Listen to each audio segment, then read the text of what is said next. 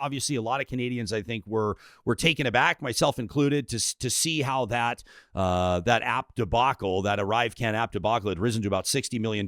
People start wondering who's getting these contracts, who's keeping an eye on the budgets there. And I'm curious for your insights, real talk, on the optical issue, the problem that was for your government, bigger picture, what you're realizing, the deeper that you dig into it, and most importantly, how the federal government can earn Canadians' trust on this, that there's not nepotism, that millions of dollars aren't being blown and funneled into the pockets of friends of MPs and ministers. What will you tell us?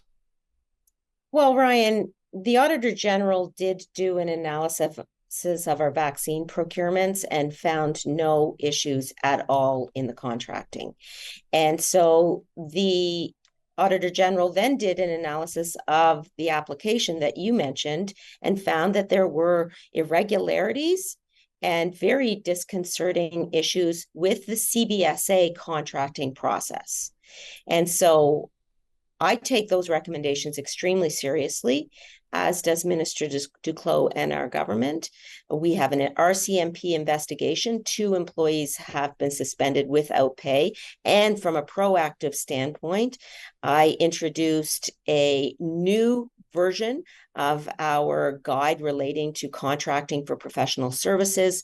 I have ordered a cross-government horizontal audit and an update to our directive on conflict of interest. So we are responding strongly to make sure that this does not happen again. It is unacceptable, and we will make sure that we follow the RCMP recommendations when their investigation is concluded. On a scale of 1 to 10 for you personally, when you realized that story, and you know, when it comes down to it, I mean, it feels ridiculous to say 60 million is not a lot of money. It is.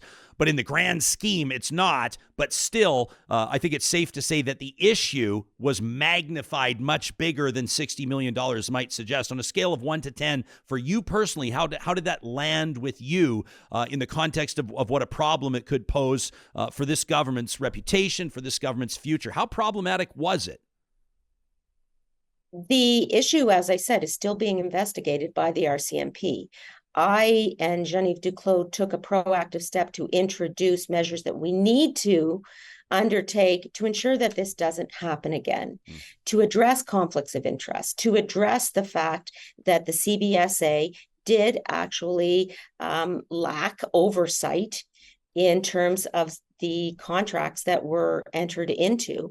But by the same token, this is still a concern. We need to make sure that we receive the recommendations of the RCMP, and we need to make sure that we act on them.